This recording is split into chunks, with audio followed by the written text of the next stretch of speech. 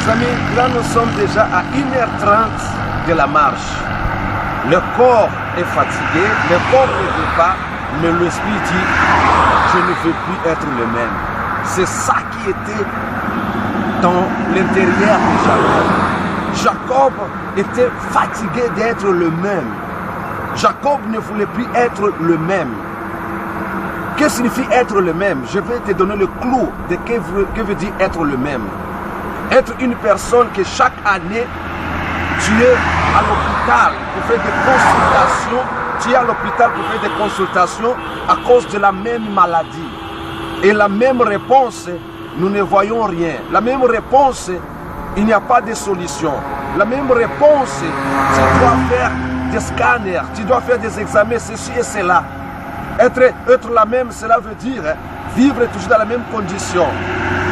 Lorsque tu changes de maison, c'est toujours studio, entrer et coucher.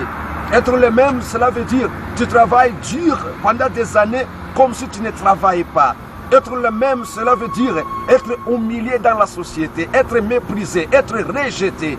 Être le même, cela veut dire avoir pas de conditions de donner le meilleur à la famille. Être le même, cela veut dire être méprisé parce que tu es une femme stérile, tu ne peux pas enfanter. Mes amis, nous sommes dans cette foi et cette foi, c'est dans plus de 200 pays où nous sommes unis dans la même foi. Seigneur, je ne veux plus être le même. Seigneur, change mon nom. Mes amis, je vais vous dire l'histoire de Jacob. Qui était Jacob?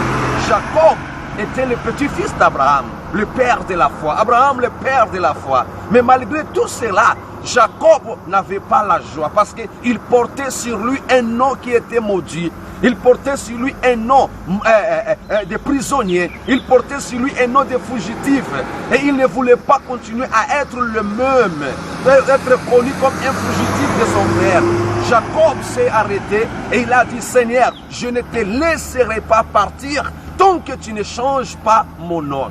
C'est ça, mes amis. Jacob ne voulait pas passer le même héritage de fugitifs, de prisonniers à ses enfants, à ses petits-enfants. Jacob voulait mettre fin à cette souffrance-là. Et le moment est arrivé de mettre fin à ta souffrance. Le moment est arrivé à travers la campagne d'Israël. Dire à Dieu, Dieu de la Bible, Dieu d'Abraham, d'Isaac et d'Israël, Seigneur, je ne veux plus être le même. Mon nom doit changer. Je ne veux plus continuer à être la personne maladive. Je ne veux plus continuer à être la personne stérile.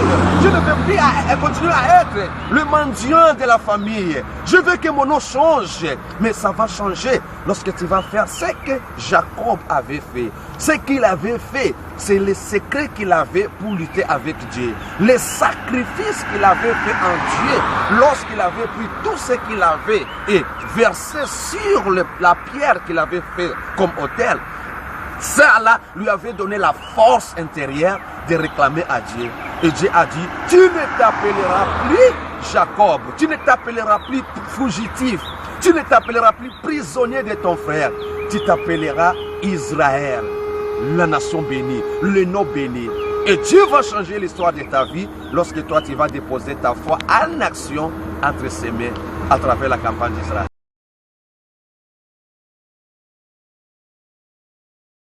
Là, les gens commencent à se réveiller. Il y a beaucoup de voitures qui passent. C'est difficile même de faire notre reportage. Hein? Mais je vais vous dire une chose, mes amis. Qu'est-ce que signifie la campagne d'Israël? La campagne d'Israël, c'est un moment de prière intense.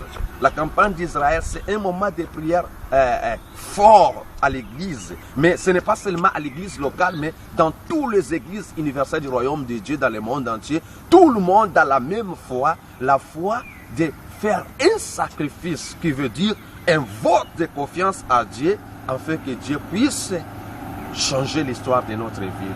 À travers la campagne d'Israël, l'Église universelle dans 36 ans d'existence, nous sommes dans plus de 200 pays et vous allez voir des témoignages. Beaucoup de personnes ont eu de grandes réalisations, ont eu des changements, des transformations de leur vie à travers de déposer la foi en action à travers ce qu'on appelle campagne d'Israël.